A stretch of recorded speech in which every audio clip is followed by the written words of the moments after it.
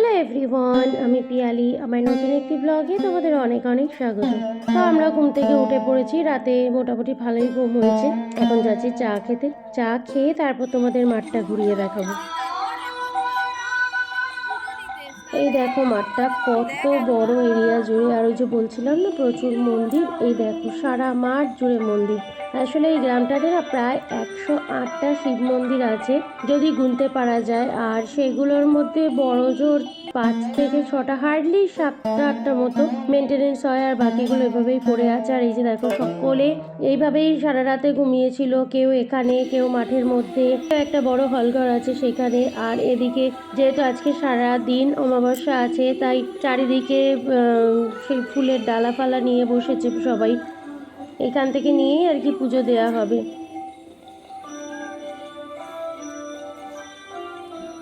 এবারে বেরিয়ে পড়েছি রেডি হয়ে পুজো দেওয়ার জন্য।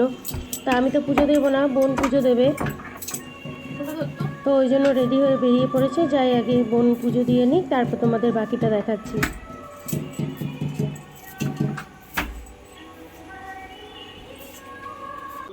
আর এই যে দেখো এদিকে যজ্ঞ হচ্ছে, কিন্তু খুব খারাপ লাগছে, আমরা এবার যজ্ঞে পার্টিসিপেট করতে পারছি না, দূর থেকেই দেখতে হচ্ছে, যেতেও পারছি না, ধরতেও পারছি না।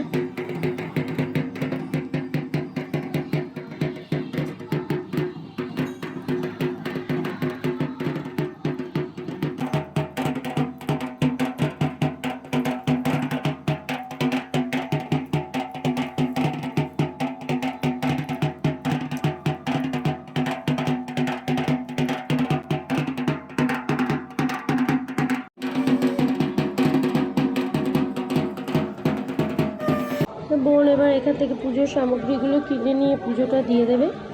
আমি জাস্ট পাশে থাকবো। আমি ঠাকুরমশাইয়ের কাছে শুনে নিয়েছি, ঠাকুরমশাই বললো যে আমি পাশে বসতে পারবো, বাট অঞ্জলি দিতে পারবো না। তো তাই করি, কিছু করার নেই, মা যেটা চেয়েছেন সেটাই হবে।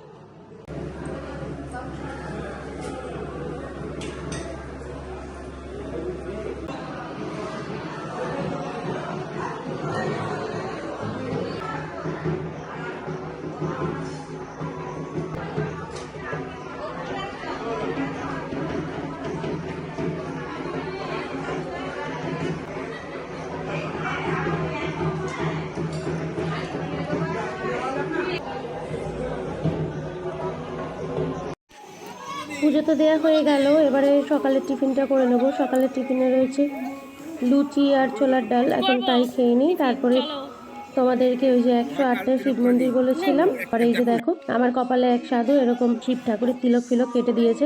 আর তাতে করে কেমন লাগছে সেটা কিন্তু অবশ্যই জানিও তোমরা কমেন্টে।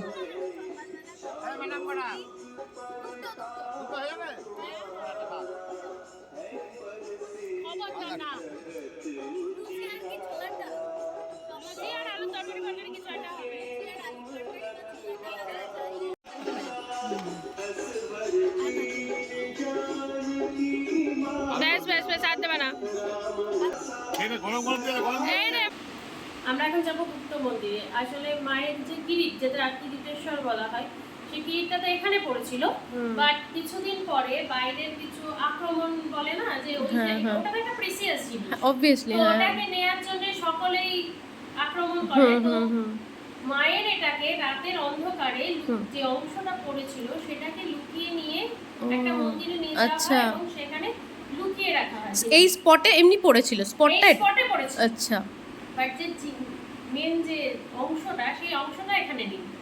অংশটা আছে, একটা মন্দির আছে, গুপ্ত মন্দির বলা হয়, ওখানে পড়ে অন্ধকারে। এখানে বাপরে, আবার গায়ের লোম কাট। আক্রমণের থেকে বাঁচার জন্য মায়ের ওই অংশটাকে রাতের অন্ধকারে ওখানে লুকিয়ে রেখে আসে। তারপরে যখন এই দস্যুর আক্রমণ ব্যাপারটা সমস্ত কিছু মিটে যায়, তখন এই মন্দিরটা মানে জনসাধারণের মধ্যে আনা হয় যে মায়ের ওই অংশটা এখানে নেই, ওখানে রাখা হয়েছে। তো এখন চল আমরা ওখানে যাই। হ্যাঁ চল। প্রচুর ভাঙা ভাঙা শিব মন্দির, আর এই পুরো এলাকাটা জুড়ে আমার শোনা কথা, যদিও আমি পুরো সম্পূর্ণ প্রত্যেকই পৌরাণিক ঘটনা শোনাই হয় এবং গুনেও করতে পারিনি। আমি প্রথম এসেছিলাম 11 বছর আগে, তখন আমি মোটামুটি 11টা শিব মন্দির গুনে পেয়েছিলাম। আচ্ছা। আর এখন তো তুই দেখলি মাঠের মধ্যে 3-4টে রয়েছে, ওইদিকে চল আরো কয়েকটা তোকে দেখাচ্ছি। ইভেন ওখানে একটা মানে গুপ্ত ঘাট আছে। আচ্ছা। ওখানে নরমালি কি হয়, নরমালি বর্ধমানে সবাই জানে পপুলার 108টা শিব মন্দির, তার কারণ কি একটা জায়গার মধ্যে দেখা যাচ্ছে। হ্যাঁ, ওটা অ্যারেঞ্জেবল, বাট এটা আর কি ছড়িয়ে ছিটিয়ে, ওটা তো পরে গিয়ে তৈরি করে একটা, আর এটা হচ্ছে আরো পুরনো বিভব, মানে বলা যাবে না, এটা বলতে গেলেও মানে গায়ের লোক কাটা যায়। হ্যাঁ চল।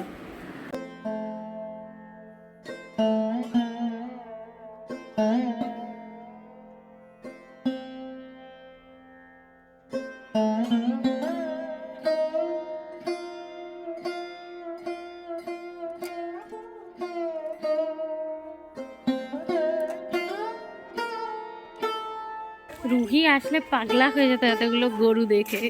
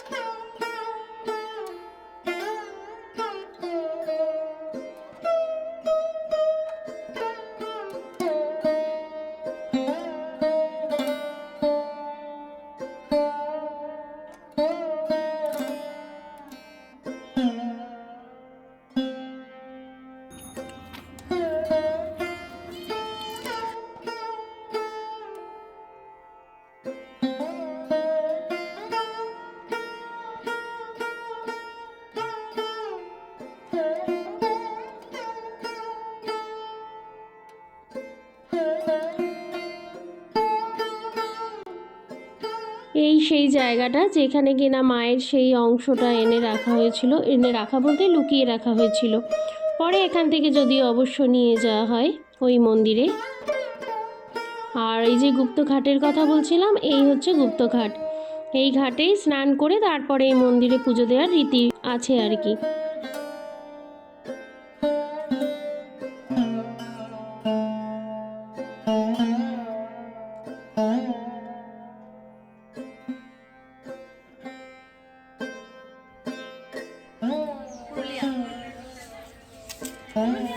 বসন্তের সময় ওই টাইমে গিয়ে কলেজ দেখে মজা। আমরা ছাতার অভাব ফিল করছি, হ্যাঁ তাই জন্য এখন ওড়না মাথায় দিয়ে, এই জন্যই বলে মার কথা শোনা উচিত। কালকে মা বললো বৃষ্টি বৃষ্টি যদি থাকে, মায়ের কথা সবসময় শোনা উচিত, তবে সেগুলো শোনা একদমই উচিত না। খেয়ে উঠে পেট ভরে জল খাবি, এবং তাড়াতাড়ি খা, খেয়ে উঠে ফল খাবি, এগুলো টোটালটাই নিজের ভবিষ্যৎটাকেই খারাপ করা। তো নেই, ও আচ্ছা, এটা না গো, এটা দাও।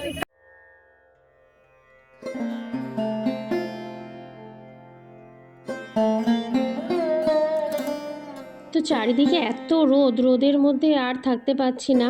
এই ত্রিপল যেখানে কিনা কালকে ফাংশন হয়েছিল, আর আজকে এখানেই ভক্তদের প্রসাদ বিতরণ করা হবে, এখানে একটু রেস্ট নিয়ে নিচ্ছি।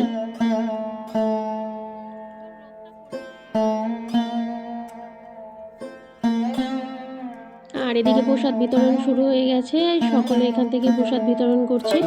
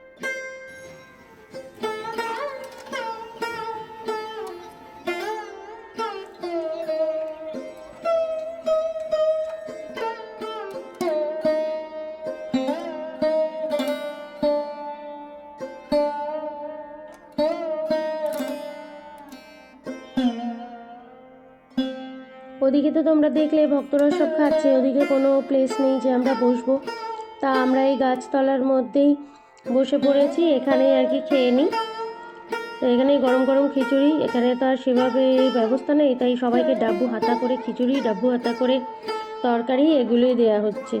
আর এই গরম, বীভৎস গরম পড়েছে আজকে, আর এই গরমের মধ্যে গরম খিচুড়ি খেতে যেন মনে হচ্ছে আগুনের হলকার মধ্যে রয়েছি আমরা।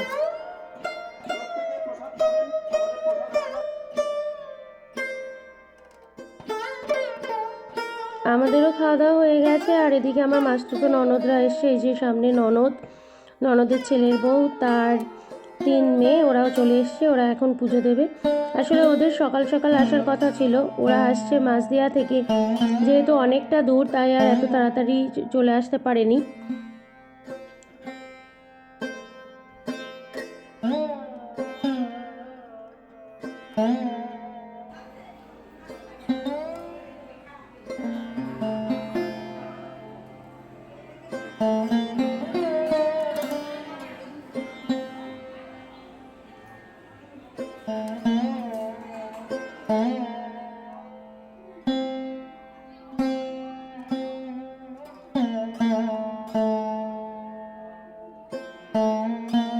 এদিকে দিদিরা এখন খাওয়া দাওয়া করে নিচ্ছে।